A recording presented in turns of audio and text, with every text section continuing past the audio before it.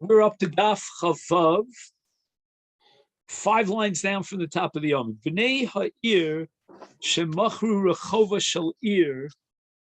We're going to now have a machlokes about the status of rechova shel ir. Rechova shel ir is sort of an outdoor synagogue out there in the marketplace that they used to use on occasion, like on a Tainus Tzibur, maybe because there wasn't enough room within the 4 walls containing the synagogue, so they went out into the open air. And now the question is, does Mailim B'Kodesh, as a requirement, apply to Rechova Shel Ir? Amar Rabba Bar Bachan Rabbi Yochanan, Zo Divrei Rabbi Nachem Bar Yossi Stumta.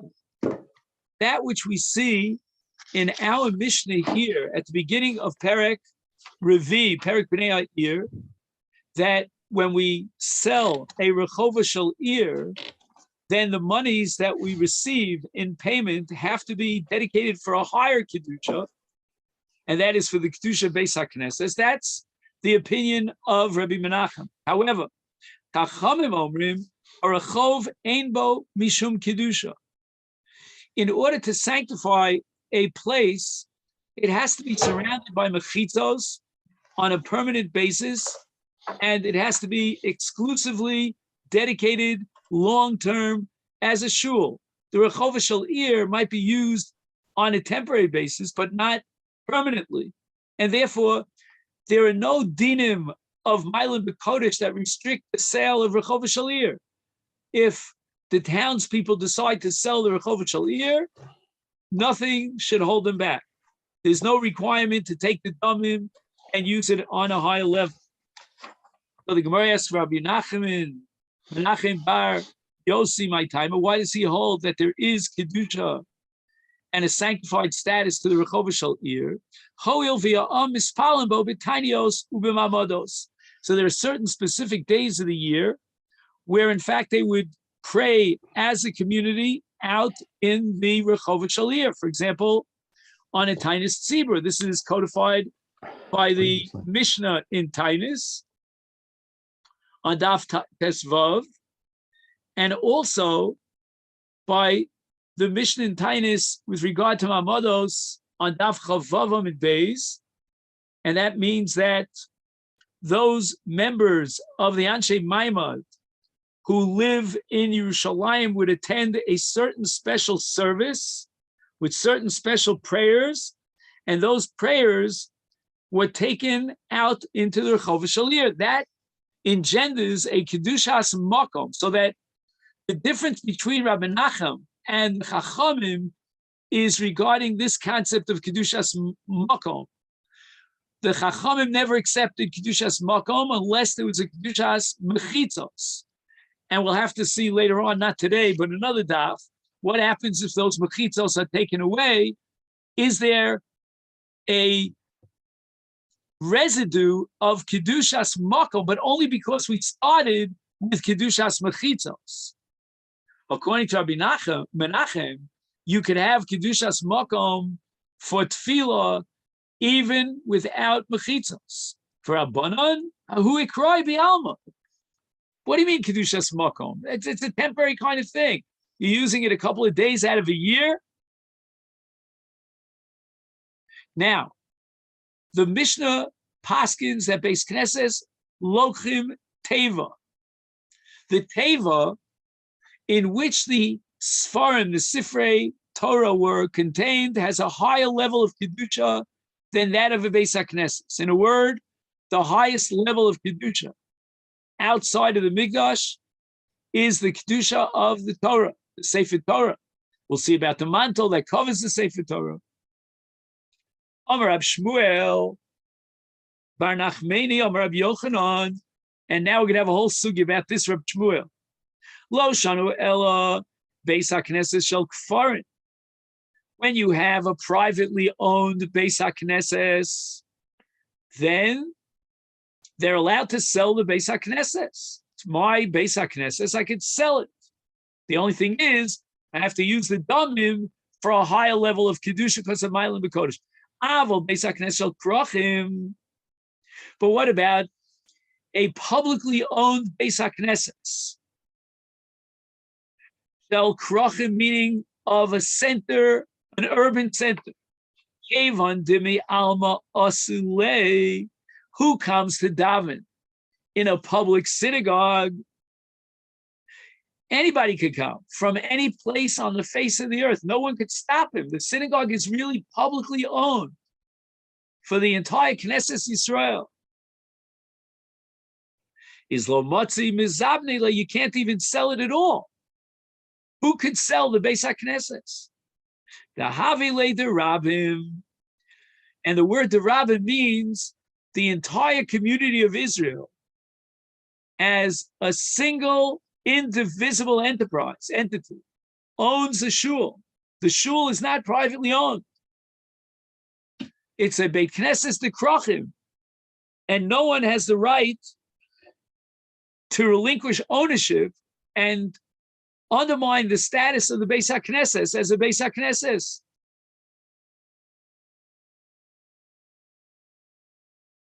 I remember in London, I don't know if you've been to the Marble Arch Synagogue, and it's a beautiful setup over there. People come from all over the world, and they go to the business district of London, and that's where this Marble Arch Synagogue. I remember the Kiddush, they give a little breakfast every morning.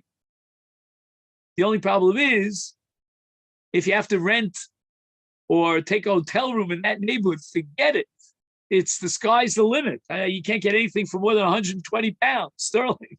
Anyway, Amar Avashi, Hi Bekinishta de Masa Machasya. He says, Rav Ashi, there's an exception to your rule, Rabbi Shmuel. I'm going to give you an example from my local synagogue in Machasya of a public synagogue that is located in an urban center.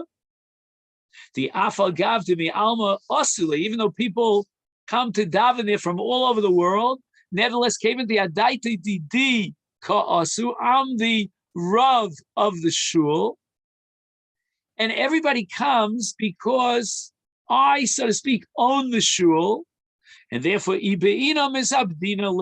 can sell the shul, because when people contribute to the shul, they give it as a contribution under the Tanai, under the understanding that the Rav of the shul will decide what he wants to do with these funds, how he wants to earmark these funds. And therefore the Rav represents almost like a private ownership on a public urban shul. And he can decide time to sell the shul. Meisvei, the Gemara now objects to Reb Shmuel, because Reb Shmuel said that if you have a Beis HaKnesses, Shel Krochim, is lo motzi mizabnei, they can't sell it. We have a brisa, Maisa Beis Knesset Shel Amar Yehuda, Maisa Beis Knesset Shel Tursiim. Tursiim had a certain, there was a certain smell in that synagogue. It was a synagogue that was dedicated to Tursiim. Tursiim are those who take metals and they put it through the furnace, through the Kura Barzel, in order to refine them. Right? They didn't necessarily own silver. They were commissioned to refine the silver, but there was a certain smell. And people did not want to visit that Beis HaKnesses, so it was like designated exclusively for the refiners, like the silver refiners. And where was it located? In Yerushalayim. I remember my father told me that in New York, back a century ago, there were certain shuls of certain people. There was the garment center shul, and there were the tailors had their own, every group had their own shuls. And back in Vilna, it was the same. And Machrua l'Rabbi Eliezer, they sold the shul to Rabbi Eliezer, v'yasabo kol tzrachav. He used it for anything, meaning the synagogue lost its status of Kiddush, of Hegdesh. And yet, it was a public shul. V'ahasam de krachim hava. How will Shmuel be able to justify Rabbi Eliezer, who sold the shul, I'm sorry, who bought the shul, I should say, and also Bakol Tarcha. So where it says Hahu Be Knishta Zute Havu. This base Knesses would serve a very limited population. And it was not built by the city. We'll soon see about the Anshe Ha'ir, but rather it was built by the Tarsian. They built their own small private synagogue, exclusive for the copper designers or refiners. Now the Gemara tells us another brisa that objects and seems to contradict Reb Shmuel. Meisvei, now we're going to learn a little bit about what's called nigei batim, when there's a nega in the wall of a bayis. Bebeis eretz achuzaschem. This is a parsha in Sefer Vayikra, Perek Yudalid, and the Torah says, with regard to nega habayis, that it's in a house in Eretz Achuzaschem. Achuzaschem mitami b'negoyim. But v'ein Yerushalayim mitami b'negoyim. So we need land upon which they built houses, but land that was allotted, apportioned to the Yotzei Mitzrayim, or more likely we should call them the Boy Haaretz. And that becomes Achuzaschem. Once we divide up the land, everyone gets their portion. But Yerushalayim was not divided up.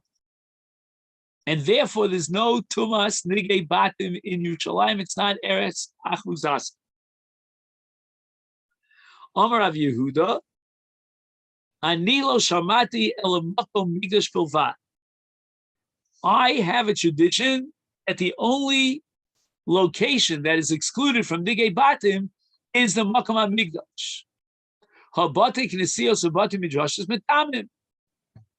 The implication of Rabbi Yehuda's statement is that, as with the exception of the Beis HaMikdash, a regular Beis HaKnesses, without exception, a regular Beis HaMidrash, would be Metami B'tumas Nigei Batim.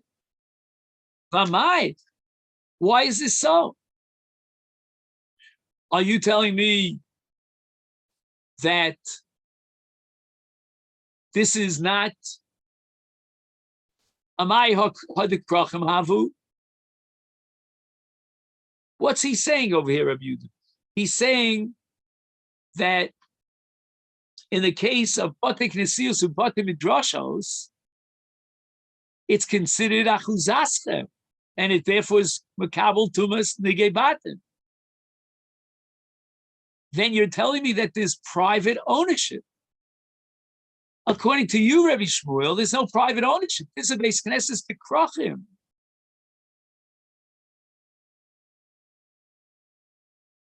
So the Gemara answers, Ema Amar Rabbi Yehuda ani lo shamati ela makom mikdash bilvad.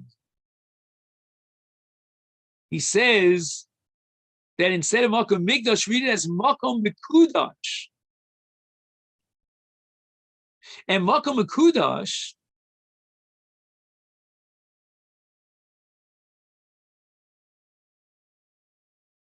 is not makabel tumas nigei batim.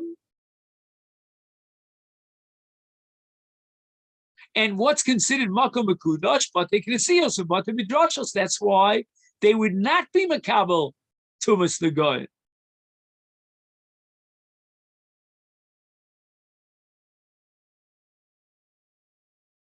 Is memela b'yusheves shitas Rabbi Shmuel, because we're talking about batei knesios that are public in nature, in an urban center, owned by the ganze Welt, and therefore it's not Eretz Achuzaschem. What is the machlokes between Rabbi Yehuda and Tanakama about the status of a bias in Yerushalayim, Tanakama Savar lo nischalka Yerushalayim l'shvatim. From you the Savar nischalka Yerushalayim l'shvatim. According to Tanakama, the reason why a bias in Yerushalayim is not makabel tuvas negoyim is because Yerushalayim lo nischalka l'shvatim. We don't have private ownership over the land of Yerushalayim, and therefore it doesn't fall into the category of Eretz Achuzaskam. Achuzaskam, we said, meant private ownership. Rabbi Yehuda says Nischalka Yerushalayim l'shvat. Ubeplukta dahani tanoi, it's an old ancient machlokas about the status of Yerushalayim. We know, for example, that part of Yerushalayim was in Shevet Yehuda, part of Yerushalayim was in Shevet Binyamin. And the Brisa says, Ma hoya bechelko shel Yehuda, what part of the Beis HaMikdash was included in the portion of Chelek of Shevet Yehuda? Harabayis, Halashakos, Ve'ha'azaros. Uma hoya bechelko shel Binyamin, Ulam, Ve'hechal, Ubeis Kodshei HaKadoshim.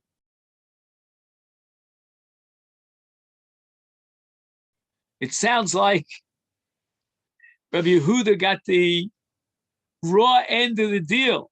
That's very nice. He has Lushakos, he has Azoros. He's got the whole Arabayis. But what does he have in the Beis HaMikdash? Binyamin gets the Beis HaMikdash. Could this be? And the Brisa says, no. There was a strip of land that came out of the portion of Yehuda, and it penetrates into the territory of Binyamin, which is the Makom Migdash. Uba Mizbeach Banui. There's Mizbeach built on that Ritzu, on that strip. It's called the Mizbeach strip. And Binyamin now realizes that, with all due respect to his dominion over the Beis Kodesh Kadoshim and the Heichal, he does not have any rights to the Mizbeach.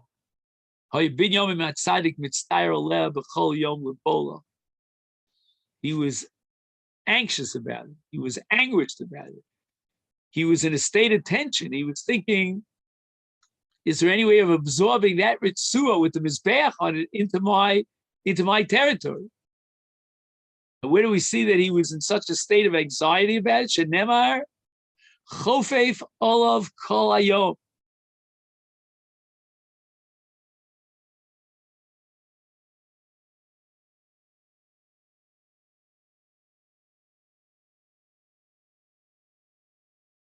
And I think the word chofef here, which usually means to cover something, here I think it means that he desires it, he longs for it, he craves for the makom hamizbeach. And because in reward for this longing of Binyamin for the mizbeach, Zacha Binyamin v'nasa ushpizachon lashchina. He became the host, the ushpiza, for the shchina. And that's a reference, of course, to the makom Beis Kodesh Kadoshim, where the Aron was, and that was in the portion of Binyamin. So it's Chofef Olav Kol Hayom. And now we get back to our issue. Was Yerushalayim divvied up amongst the Shvatim? Clearly, yes. This is what Binyamin got. This is what Yehuda got. Yerushalayim l'Shvatim. I do find one Tana in one Brisa who holds Lo Nischalka Yerushalayim l'Shvatim, Desanya, Ein Maskirim Batim B'Yerushalayim. If I own a house in Yerushalayim, I can't rent it out. It's not mine. I'm occupying it. I'm living there, but it's not mine. So the houses of Yerushalayim belong to the public, and that's called lo nischalka l'shvatim, and therefore it's not eretz haschuzaschem, and it's not makabel tuma. We're talking about nigei bat.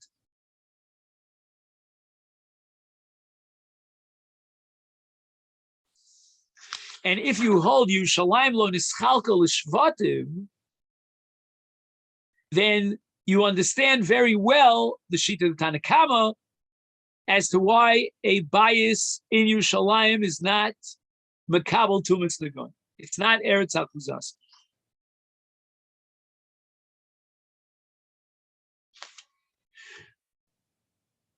Rabbi Eliezer ben Tzadok Omer, af lo mitos, you're not even allowed to rent out beds in Yerushalayim.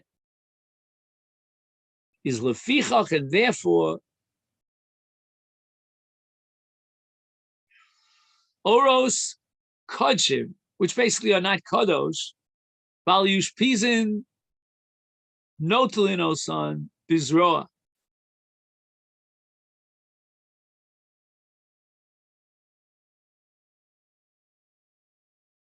So again, bal yushpizin is someone who invites other Jews who are ole regel to stay there in order that they can bring their korbanos, be makayim the mitzvah of B'riyah and Chagiga and whatever other mitzvahs they have to fulfill.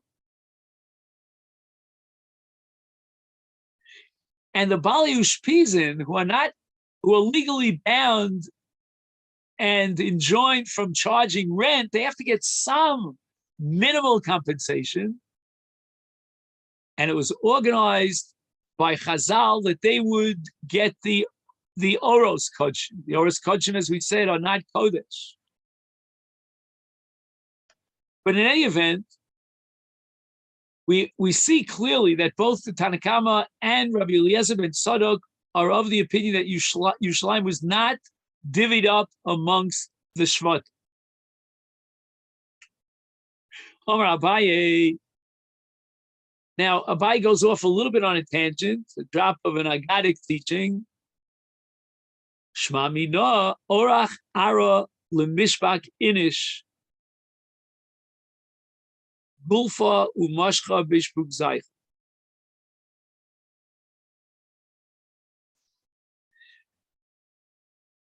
I don't know if you ever had the experience where, let's say you stay at a hotel.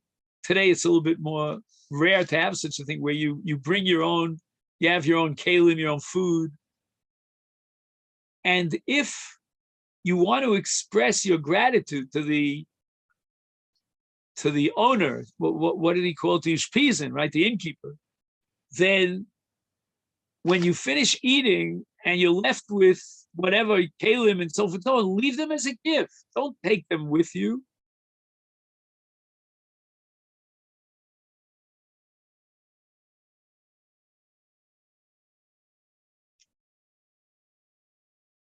And therefore, gulfu mashcha bishpuzeh, leave behind the jugs and the hides. That's your way of expressing gratitude to the innkeeper.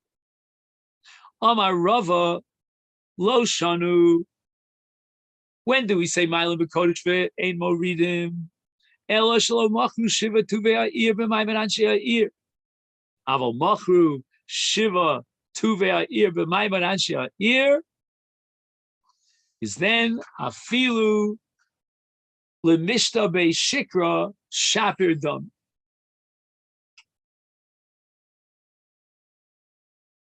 So Rava introduces a new entity into the sugya, and that is Shiva Tuvei Ha'ir.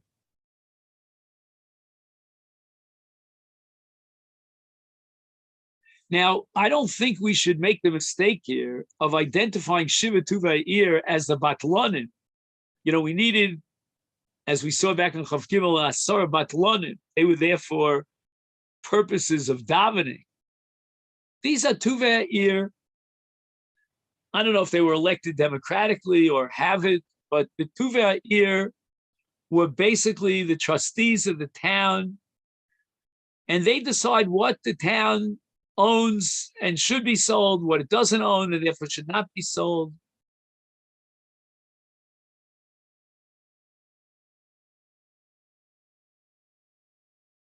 So that Machru Shivet Tuvei b'Maimed Anshe is then Afilu Lemishta Beishikri. You can take the funds from the sale of the shul and go buy beer. There are no restrictions whatsoever.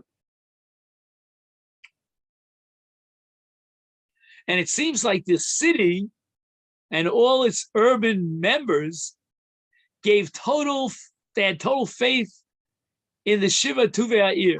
They'll decide. And the number 7 is significant because it's an odd number.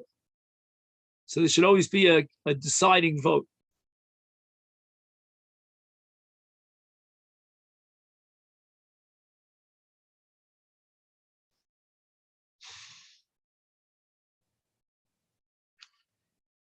Dummy. It's unbelievable. We're talking about a public shul that could be sold by Shiva Tuvei. The Maimed Anshe. He writes here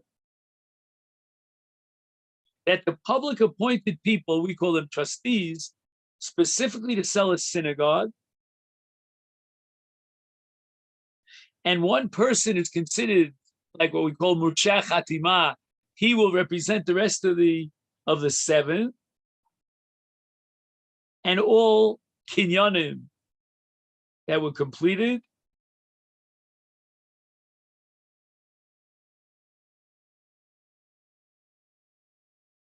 Not only may the proceeds, if it's sold by the Shiva Tuvei, be used for non-sacred purposes, and we don't have a principle of Ma'ila B'Kodesh, but the synagogue itself may be put to non-sacred use by the buyer.